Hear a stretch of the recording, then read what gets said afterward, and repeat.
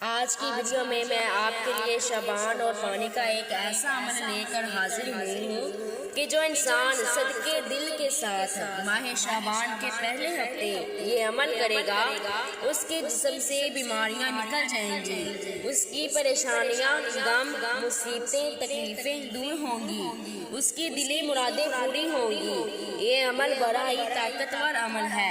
اگر آپ یہ عمل جاننا چاہتے ہیں تو آج کی اس ویڈیو کو شروع سے آخر تک پورا دیکھیں۔ بسم اللہ الرحمن الرحیم۔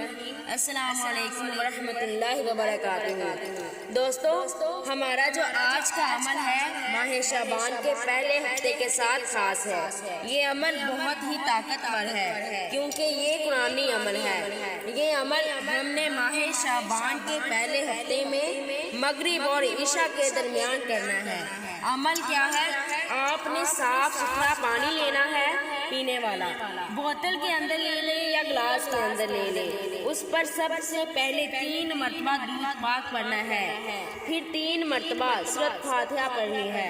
سورۃ فاتحہ جب پڑھیں تو شروع میں ہر بار بسم اللہ شریف لازمی پڑھ لیں۔ 3 مرتبہ سورۃ فاتحہ پڑھنے کے بعد آخر میں پھر 3 مرتبہ میرے اور آپ کے پیارے آقا مدینے والے مصطفیٰ صلی اللہ علیہ وآلہ وسلم پر درود پاک پڑھیں۔ آپ اس پانی کو پی لیں۔ اگر آپ خود بیمار ہیں خود پی لیں۔ آپ نے کسی کے لیے پڑھا ہے اپنے گھر میں اس کو پلا دیں۔ انشاءاللہ عز و جل جسم سے بیماریاں نکل جائیں گی۔ اللہ پاک ہمیں شفا عطا فرما دے گا۔